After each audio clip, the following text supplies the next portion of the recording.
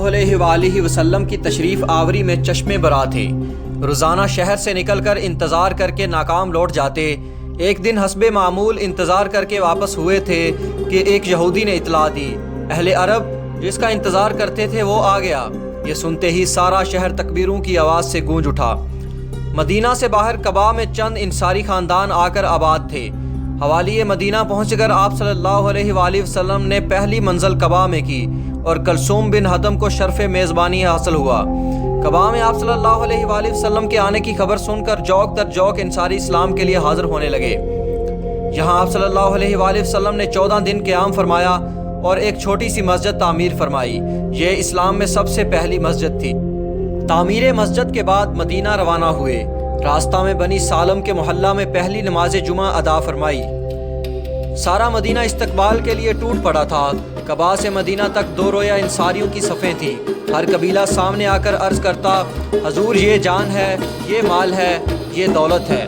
آپ صلی اللہ علیہ وآلہ وسلم دعائے خیر فرماتے ہوئے آگے بڑھ جاتے۔ سارا مدینہ جوش استقبال میں امڑ آیا۔ عورتیں گاتی ہوئی چھتوں پر چڑھ گئیں۔ معصوم لڑکیاں خوشی سے دف بجا بجا کر گاتی تھیں۔ جب نبی محترم صلی اللہ علیہ وآلہ وسلم حضرت ابو ایوب انصاری رضی اللہ تعالیٰ عنہ کے مکان کے سامنے پہنچے، اس وقت شرف میزبانی کے لیے باہم سخت کشمکش ہوئی۔ ان حضرت صلی اللہ علیہ وآلہ وسلم نے فرمایا، میری اونٹنی اللہ کی طرف سے معمور ہے، وہ جہاں جا کر بیٹھ جائے گی وہی میری قیام گاہ ہوگی۔ چنانچہ یہ دولت حضرت ابو ایوب انصاری رضی اللہ تعالیٰ عنہ کے حصہ میں آئی۔ آپ صلی اللہ علیہ وآلہ وسلم نے 7 مہینہ ان کے یہاں قیام فرمایا۔ اسی وقت سے سنہ ہجری کا اب تک مدینہ میں مویشی خانہ میں نماز پڑھی جاتی تھی۔ ان حضرت صلی اللہ علیہ وآلہ وسلم نے تشریف لانے کے بعد مسجد تعمیر کرنے کا ارادہ فرمایا۔ آپ صلی اللہ علیہ وآلہ وسلم کی یہ اخوت حقیقی اخوت سے بڑھ گئی۔ اس موقع پر انصار نے جس فیاضی، جس اثار اور جس میزبانی کا ثبوت دیا، تاریخ اس کی مثال نہیں پیش کر سکتی۔ انہوں نے اپنے مہاجر بھائیوں کی حیثیت محض مہمان کی نہ رہنے دی، بلکہ ان کو مال و دولت، زمین، جائیداد، کھیتی باڑی، اپنی ساری کائنات میں برابر کا شکیر و سہیم بنا لیا۔ حتیٰ کہ حضرت سعد بن ربیع رضی اللہ تعالیٰ عنہ نے، جن کی 2 بیویاں تھیں، ایک بیوی کو طلاق دے کر اپنے مہاجر بھائی حضرت عبد الرحمن کے سامنے نکاح کے لیے پیش کیا، لیکن انہوں نے احسان مندی کے ساتھ اس سے انکار کر دیا۔ اکثر مہاجرین نے صرف بقدر ضرورت نقد لے کر اپنا کاروبار علیحدہ شروع کر دیا۔ یہ رشتہ اتنا قوی تھا کہ جب تک آیت میراث نازل نہ ہوئی، اس وقت تک متوفی انصار رضی اللہ تعالیٰ عنہ کی وراثت مہاجرین رضی اللہ تعالیٰ عنہ کو ملتی رہی۔ جب مہاجرین کی حالت سنبھلتی گئی، مہاجرین انصار کی امانت انہیں واپس کرتے گئے۔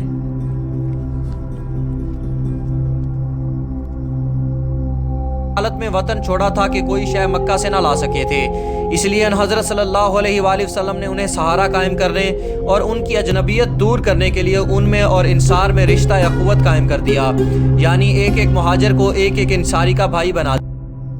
اب تک مسلمان بیت المقدس کی جانب، جو یہود و نصارہ کا قبلہ تھا، نماز پڑھتے تھے، لیکن اسلام ایک مستقل مذہب تھا۔ اس کے اقتلال و اعتزاز کے لیے ایک مستقل قبلہ کی ضرورت تھی۔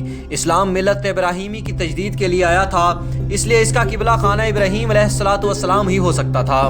چنانچہ 16 مہینے بیت المقدس کی سمت نماز پڑھنے کے بعد اللہ نے کعبہ کو مسلمانوں کا قبلہ قرار دے دیا۔ انصاریوں کی مالی کمزوری اور بت پرستی کی وجہ سے ان پر مدتوں سے یہودیوں کا جو مذہب اور دولت و ثروت دونوں میں ان سے ممتاز تھے، مذہبی اور مالی تفوق تھا، اسلام نے ان کی برتری کو نقصان پہنچایا تھا۔ اس لیے یہودی دل سے اسلام کے خلاف تھے، لیکن ابتدا میں ان کی مخالفت پردہ میں رہی، اور جب تک بیت المقدس اسلام کا قبلہ رہا، اس وقت تک یہود منافقانہ مسلمانوں کے بھیس میں نمازوں میں بھی مسلمانوں کے ساتھ شریک ہو جاتے تھے، لیکن بیت المقدس کو وہ کسی حالت میں نہیں چھوڑ سکتے تھے۔ اس لیے تحویل قبلہ کے بعد جب ان کا رہا سہا امتیاز بھی جاتا رہا، اس وقت ان کی منافقت کا راز فاش ہو گیا اور وہ اعلانیہ مسلمانوں کے خلاف ہو گئے۔ اسلام کی زندگی میں ایک نئے باب کا آغاز ہوا۔ اس کے پیروں کو دشمنوں کی ریشہ دارانیوں سے مجبور ہو کر اپنی بقا حفاظت کے لیے تلوار ہاتھ میں لینی پڑی۔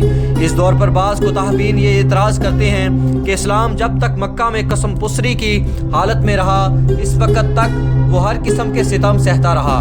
مدینہ پہنچ کر جب اس میں قوت پیدا ہوئی تو اس وقت اس نے تلوار اٹھائی۔ لیکن واقعہ یہ ہے کہ مدینہ میں آنے کے بعد بھی مسلمانوں کو پورا اطمینان نہیں ہوا۔ یہ صحیح ہے کہ مکہ کی طرح ان کی زندگی مشقت اور ستم نہیں رہی تھی، لیکن ان کی مخالفت کے اسباب اور مخالفین کی تعداد میں اضافہ ہو گیا۔ وہاں صرف قریش کا مقابلہ تھا، مدینہ آ کر اس میں یہودیوں اور بعض انصار کا بھی اضافہ ہو گیا۔ یہود کی مخالفت کا سبب تو کھلا ہوا ہے کہ اسلام ان کے صدیوں کے وقار کو مٹا رہا تھا۔ انصاریوں کے خاندان میں بھی بعض روسا جن کی سیادت خطرہ میں پڑ گئی تھی، گو زبان سے کچھ نہ کہتے تھے لیکن دل سے اسلام اور مسلمانوں کے خلاف تھے۔ عبداللہ بن ابی منافق جو ہجرت سے پہلے رئیس الانصار تھا اور انصار نے اس کی تاج پوشی کی رسم ادا کرنے کے لیے تاج تیار رکھا تھا۔ اس کے علاوہ قریش جنہیں سارے عرب میں مذہبی سیاست حاصل تھی، تمام قبائل عرب کو جن میں اہل مدینہ بھی شامل تھے، مسلمانوں کے خلاف بھڑکا رہے تھے۔ چنانچہ انہوں نے عبداللہ بن ابی کو لکھا کہ تم نے ہمارے آدمی کو اپنے یہاں پناہ دی ہے، ہم اللہ کی قسم کھا کر کہتے ہیں یا تو تم لوگ اسے قتل کر دو یا اپنے یہاں سے نکال دو، ورنہ ہم مدینہ پر حملہ کریں گے اور تم کو فناہ کر کے تمہاری عورتوں پر تصرف حاصل کریں گے۔ ان حضرت صلی اللہ علیہ وآلہ وسلم کو اس کی خبر ہو گئی۔ آپ صلی اللہ علیہ وآلہ وسلم نے عبداللہ کو سمجھایا کہ کیا اپنے بیٹوں اور بھائیوں سے لڑو گے؟ اکثر اہل مدینہ مسلمان ہو چکے تھے، اس لیے عبداللہ قریش کے حکم کی تعمیل نہ کر سکا اور انصار کی حمایت اسلام پر قریش کا جوش و غضب برابر بڑھتا جاتا تھا۔ اتفاق سے اسی زمانہ میں اوس کے رئیس اعظم حضرت سعد بن معاذ رضی اللہ تعالیٰ عنہ عمرہ کے لیے مکہ گئے ہوئے تھے اور اپنے پرانے رفیق امیہ بن خلف کے مہمان ہوئے۔ قریش کے بعض افراد نے ان سے کہا کہ تم لوگوں نے بے دینوں کو پناہ دی ہے، اگر تم امیہ کے ساتھ نہ ہوتے تو یہاں سے بچ کر نہیں جا سکتے تھے۔ سعد رضی اللہ تعالیٰ عنہ نے کہا اگر تم نے مجھ کو حج سے روکا تو ہم تمہارا مدینہ کا رستہ بند کر دیں گے۔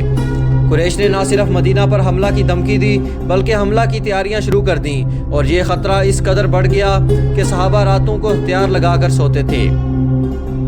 ان حالات سے مجبور ہو کر مسلمانوں کو اپنی اور اپنے حامی انصاریوں کی حفاظت کے لیے جنہوں نے اسلام کی خاطر قریش کی دشمنی خرید لی تھی مدافعانہ کارروائی کرنی پڑی۔ چنانچہ رسول اللہ صلی اللہ علیہ وآلہ وسلم نے قریش کے کاروان تجارت کی روک ٹوک شروع کر دی اور حمزہ، عبید بن حارث اور سعد بن ابی وقاص رضی اللہ تعالیٰ عنہ کو مختلف اوقات میں تھوڑی جماعت کے ساتھ مکہ کی طرف بھیجا، لیکن جنگ کی نوبت نہیں آئی۔ اس کے بعد مدینہ کی حفاظت کے لیے آس پاس کے قبائل سے معاہدہ کیا۔ سب سے پہلے قبیلہ جہنیہ سے معاہدہ ہوا کہ وہ فریقین میں سے کسی کا ساتھ نہ دیں گے۔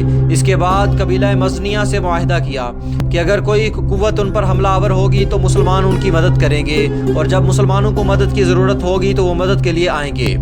اس معاہدہ کے ایک مہینہ بعد مکہ کے ایک رئیس قرظ بن جابر فہری نے مدینہ کی چراگاہ پر حملہ کر کے رسول اللہ صلی اللہ علیہ وآلہ وسلم کے مویشی لوٹ لیے۔ مسلمانوں نے تعاقب کر کے مویشی چھین لیے لیکن قرظ بچ کر نکل گیا۔ رجب 2 ہجری میں آپ صلی اللہ علیہ وآلہ وسلم نے عبداللہ بن حجش کو 12 آدمیوں کی مختصر جماعت کے ساتھ قریش کے کاروان تجارت کی نقل و حرکت کا پتہ چلانے کے لیے بھیجا۔ اتفاق سے قریش کے چند آدمی جو تجارت کا سامان لیے ہوئے شام سے واپس آ رہے تھے مل گئے۔ عبداللہ نے ان پر حملہ کر دیا اور ایک آدمی قتل اور 2 گرفتار کر کے مدینہ لائے۔ ان حضرت صلی اللہ علیہ وآلہ وسلم نے ان کے اس فعل پر ناپسندیدگی کا اظہار فرمایا، میں نے تم کو جنگ کی اجازت نہیں دی تھی اور غنیمت کا مال بھی قبول نہ فرمایا۔ تاریخ اسلام کی مزید اقساط کے لیے ہمارے چینل کو سبسکرائب کریں اور بیل آئیکن کو پریس کر دیں تاکہ مزید آنے والی ویڈیوز آپ تک سب سے پہلے پہنچ سکیں۔ شکریہ۔